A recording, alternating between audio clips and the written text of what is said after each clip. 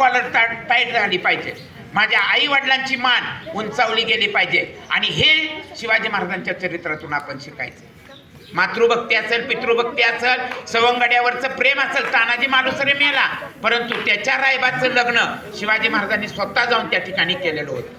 रयतेच्या देठाच्या काडीला सुद्धा हात लावायचं नाही, ही शिवाजी महाराजांची आज्ञा सैनिकांना होती. दारू प्यायची नाही, ही त्यांची शिकवण होती.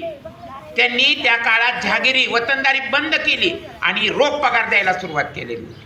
हे गुण घेण्यासारखे आहेत की किती दूरदृष्टी विचार होता. दूरदृष्टी असली पाहिजे ना आपल्याकडे. आणि म्हणून आपण ही शिवजयंती साजरी करायची की त्यांचे गुण आपण तिथपर्यंत नाही पोहोचणार, पण कमीत कमी तिथपर्यंत काठावर तरी आपण पास होता येईल. 35%ला पास आहे ना, आपण 100% राहू द्या, 35% तरी आपण ते आत्मसात केलं पाहिजे. आणि मग प्रत्येक स्त्रियांचा मान राखायचे. एका सरदारांनी आणलेली स्त्रीला, ती अशीच आमची माता सुंदर असती तर आम्ही सुद्धा असेच सुंदर झालो असतं, असं म्हणून त्यांनी मातेचा दर्जा दिला आणि तिला तिच्या घरी पाठवली.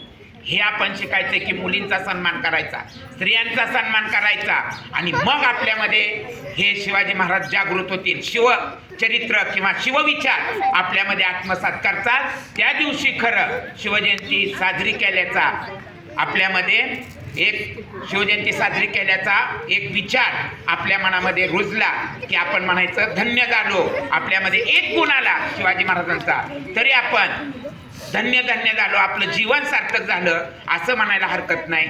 या आजच्या या जयंतीच्या निमित्ताने शिवाजी महाराजांना कोटी कोटी त्रिवार मानाचा मुजरा करतो आणि थांबतो. जय हिंद, जय महाराज.